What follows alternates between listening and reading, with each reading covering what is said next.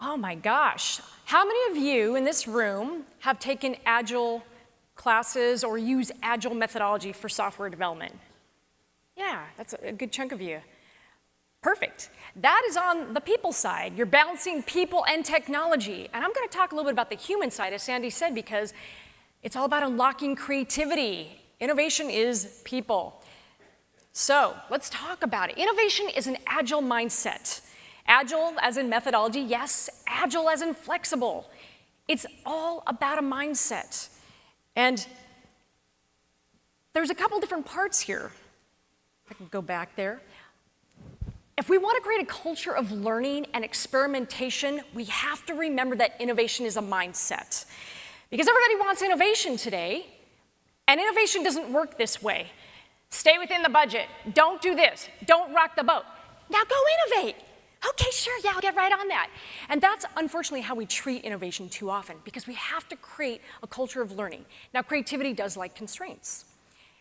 And what I mean by that are there are things that we have to do, time, money, constraints that work for us. So what I want to get you guys thinking about is when we're talking about creativity and innovation is a couple different things. Creativity is what if? What if we imagined a different world? What if we did this? What if we explored that? That's experimentation. How might we? How many of you ask how might we in meetings? How might we? Because it doesn't presuppose you have an answer already designed. How might we? And finally, yes and, because that is a language of yes and prov. Let's see if we can get this clicker. There we go. But to do that, we have to reframe failure. We've got to reframe failure in companies. Anybody recognize where this is from? Do you know where this picture hangs? In the design school at Stanford, and the School of Design, Design Thinking at Stanford, the Hasso-Plattner Institute of Design. And I love this saying more than anything, because I think it summarizes what innovation really is. Too often, we're hung up on the right answer. We've got to let go, and we've got to reframe failure if we're going to succeed.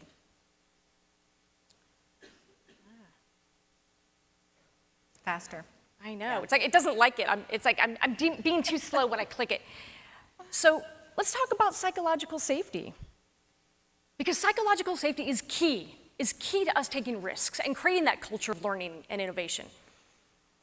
So Google led a project called Project Aristotle, and they studied high-performing teams, about 180 of them, over a period of 2 years. And they wanted to answer this question: what are the key traits that define high-performing teams consistently? And they found the usual suspects. They found communication, respect, all the things you'd expect. And they also found that the #1 trait that defined those teams was something called psychological safety, which we all know what it is instinctively. Am I going to get busted at work if I make a mistake?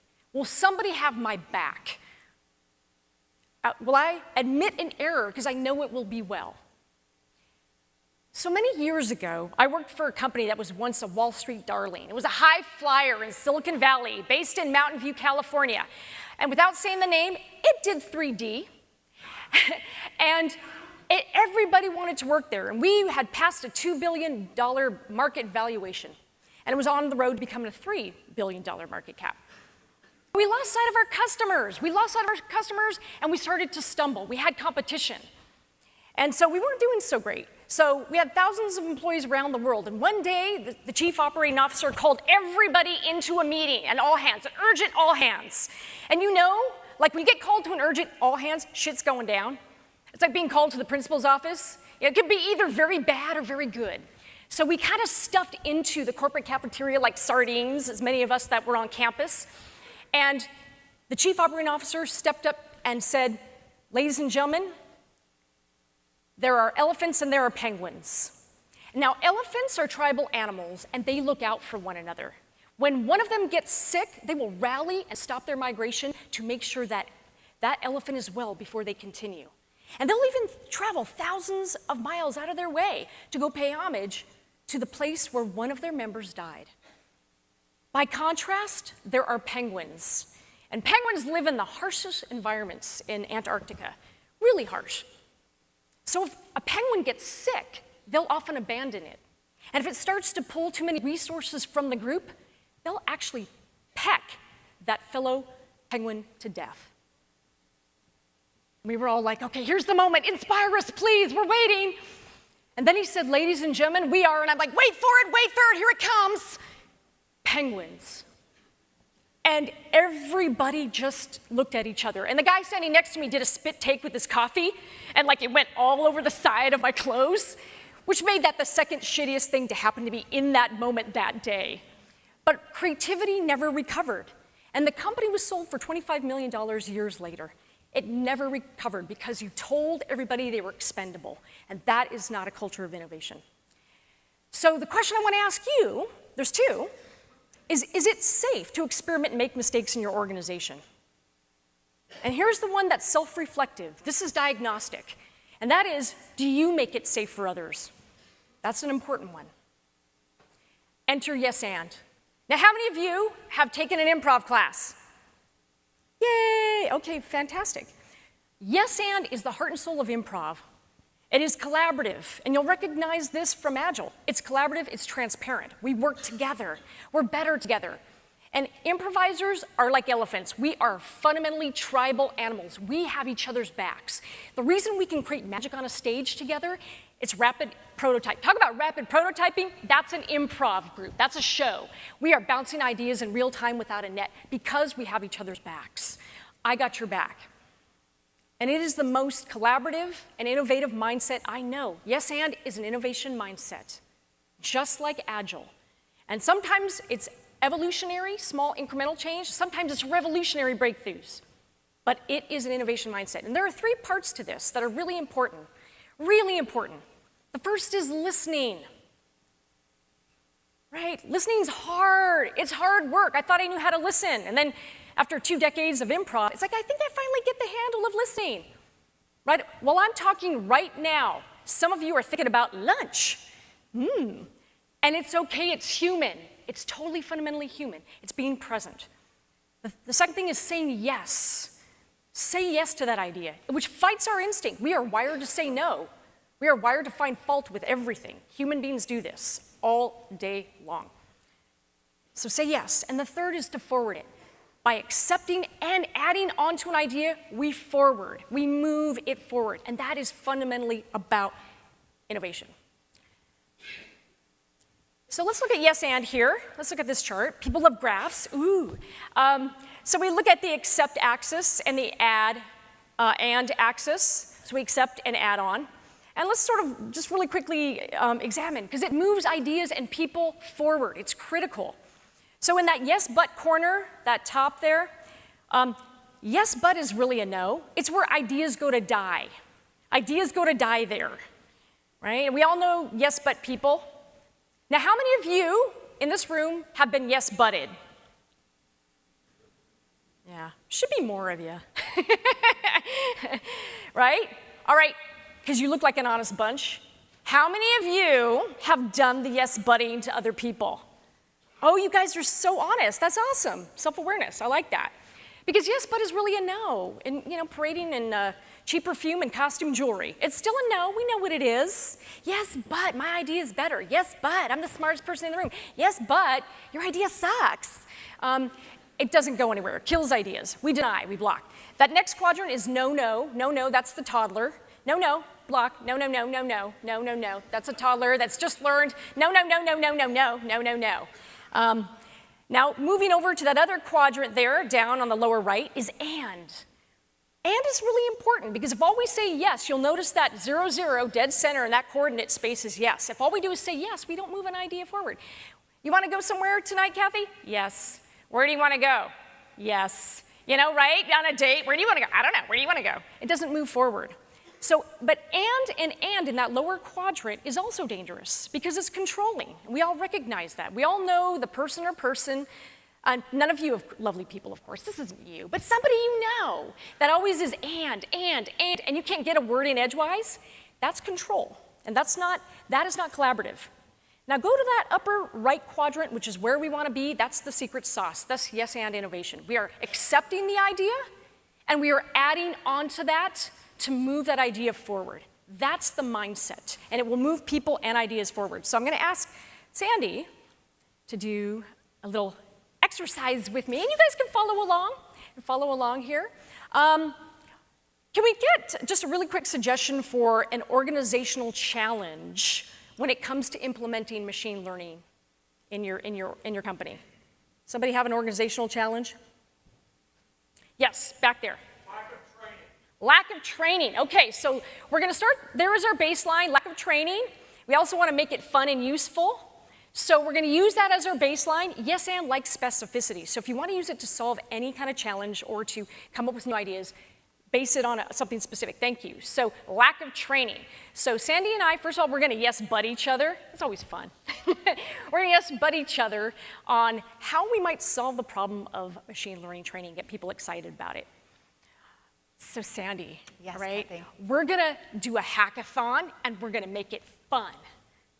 Yes, but this team just isn't fun. I don't think they can do that. Yes, but we're going to pump them with all kinds of coffee and goodies and sugar them up, and we're going to get them pumped. Yes, but I just don't think this team has the skill to do it. I just don't know. Yes, but we'll make their raises dependent upon it. Fun by MBO, because that doesn't F you in fun at all. Yeah. Yes, but it seems like it's hard. I don't know. Who's going to do this? Yes, but I really want to do it. And you get, I mean, you're talking heads and it doesn't go anywhere. And you've been in conversations like that. We all have. We can't get that time back. So let's do the same thing and let's just switch it up to yes and you'll see the energy difference, I hope. All right. So, you know what we could do is we could have a customer day, invite customers to co-create and learn with us. Yes, and I love that idea because I have 3 customers just the other day who said they needed help with training. That's a great idea. Oh, yes, and we could get customers to share how they do it internally and get our people excited. Yes, and we could even have them share some of their mistakes so others don't make the same ones. Oh, yes, and we could create a story bank where people share what's worked so that everybody has access, and now we're sharing knowledge internally. Yes, and they could come to our presentation at South by Southwest and learn a lot too. Yes, and they could follow up with us. Yeah. Thank you. And that's really the magic of yes and. And here's the thing.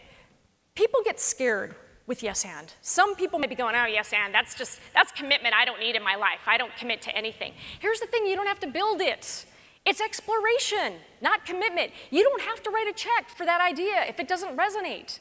Not every idea is going to be viable, but it doesn't matter how you come up with ideas. Not every idea is going to be viable. But here's the thing about yes and. Yes and heightens to crazy places. That's okay, because it's much easier to tone down a crazy idea than to play it safe at ABC, and then you end up having ideas that are just like your competitors' ideas. But here's the beauty about yes and, is that we may end up at Z, and Z may be too much, but if we scale back, we might end up with a beautiful idea at elemental P, because A, B, and C is playing it way too safe, and there is no innovation happening there. So don't be afraid. You don't have to write that check. I always say this. This is how I think about yes and. It doesn't mean you're marrying an idea, just taking it out for a few drinks, showing a good time. You might or might not call it in the morning, but while it's out on a date with you, you're going to treat it with respect. That's all. That's what that is. And you can go very broad and you can go very deep. If one of those ideas was starting a story bank, and if we said, oh my God, that's the idea, let's drill down deep on that idea, you could yes and a whole bunch of stuff for just that idea and go very deep. Yes and is broad, yes and is deep. And yes and is about products, yes and is about customer service, yes and is about sales, yes and is business model. We talked about, you can innovate that. You can also innovate culture, and somebody please in this room be working on that, because it's time for a revolution in corporate culture. Can I get an amen? Woo! Yes, but here's the thing too about yes and, is that yes and is a revenue multiplier. And MIT did a study and they looked at about 1,100 or so companies over a 7-year period, and what they found was by co-creating with customers and other departments internally, companies made more money. Think about it this way, yes and is a creativity multiplier. It has a multiplier effect. Because nobody goes to work and goes, I aspire to mediocrity today. Just want to get my check and not be useful to the world and call it a day. You want to use what you got, and that's the beauty of this. So where do we use yes and? We use it everywhere. It's the language of customer service, right? Sandy talked about customer experiences being primary area for innovation. What is more customer-centric than saying yes and? Yes and, we hear you, we're gonna make changes at the bank, and we're gonna let you bring your dogs to the bank. Uber, you wanna have a bring your dog into Uber Day? Let's make that happen. Because that is the ultimate yes and. So is sales, recruiting, marketing and sales, co-creating with your customers, because stories come from everywhere. They come from your other employees and other parts of the company, and they come from customers. And it happens in product and engineering too. Absolutely, all over the company. So I'll leave you with this. Here's 5 questions that I like to ask when I'm working with teams, because it really is, I think, a little bit of a diagnostic as to how you're doing. Right? And if you're only answering yes to 1 or 2 of these, that's okay. We're all here to evolve and learn and grow. But if you're answering yes to all these, you're in good shape. Do I create safety and trust? It's that psychological safety that we're talking about. Do I say yes and to employees? Because if I'm not saying yes and to my employees, how the hell can they give their best and yes and customers? They can't. Are we saying yes and customers? Do people know how much freedom they have? Just telling people, go innovate. And people are like, you talk to me like that's ordering a pastrami sandwich. What does that mean? How much degrees of freedom do they have? And then finally, is there social proof and transparency? Are there stories that prove that if I go out on a limb and I experiment, that there's no retribution? That's the psychological safety piece. So I leave it with this thought here as we go back to Sandy, and that is, I think a yes and mindset is everybody's job. Whose job is it? It's your job. Is it your boss's job? Absolutely. Is it the organizational culture's job? You bet. But you can yes and everywhere. Your culture should be doing it, your team should be doing it, your boss should be doing it, you should be doing it. Because here's the thing that's so important. Your job and your career is too important to leave to other people. Yes and is also about the dynamics of the personal relationship. Could you feel the energy difference when Sandy and I were yes-anding each other? Yeah. When you catch yourself saying yes but, you can bring yourself back to yes and change the dynamic in that conversation. It is a personal thing about your relationships. And you need people on your team to bring something to commercial viability. So see it not just about ideas, it's about moving people to advocacy with you and building your own team of support. And it's fundamentally important. Absolutely. And here's a little thing. Put a little rubber band on your wrist, and every time you're tempted to yes and, or yes but, if you're tempted to yes but, because again, we're wired for it, just snap that thing, snap it, and raise your awareness and then make a new choice, make a yes and. So I leave you with this, what are you willing to change? And I hope you change a yes and. Thank you.